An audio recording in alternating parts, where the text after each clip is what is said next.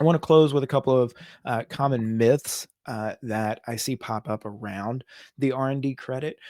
The first myth that I hear out there is that service businesses automatically don't qualify. And when I first got started, I thought that sounded right. They're not doing lab research work, and they're also not tech startups out in Silicon Valley. So, in general, they're probably not going to qualify. And to a degree, that's usually true. A lot of the work that the owners of these small service-based businesses that I work with, they think they're doing work that would qualify for the credit, and in general, it's just not. They're just improving their own internal processes. They're not really testing different options. However, uh, don't give them too short a shrift if your clients come to you and they're interested in the R&D credit, because not only is it possible that the work they're doing would qualify. However, it might be possible to advise them in such a way to help them qualify for it, at least in part.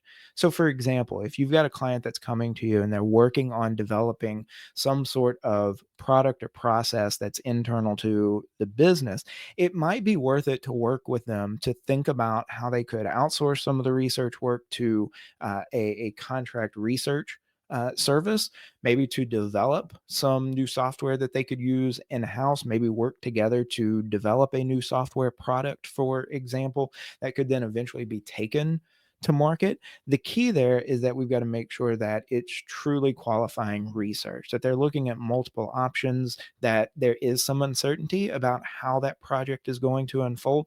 And in those cases, if they're putting significant economic resources toward it, if they're actually spending some money on solving this problem, it might be possible to help even a service based business qualify for the credit. And that leads to another myth that I often see a lot, is that payroll is required. It's not necessarily required. Like I talked about, it is possible to apply expenses paid to contract researchers. Now, there is going to be some limitation. In general, you're going to be limited to 65% of the expenditures paid to those contractors is actually going to qualify. So, if we think about the math of calculating the credit, it's 20% of generally the 50% of qualifying research expenditures. So now we're down to just 10%. And then we're only going to take 65% of what's paid to contractors as going to be qualifying research expenditures. So now we're down to 6.5%. So if all of the qualifying research expenditures are paid to contractors, then we're only going to be able to get about 6.5% of those expenditures in terms of the credit, but that might be better than nothing. It might be better than thinking that it has to be payroll and therefore nothing qualifies.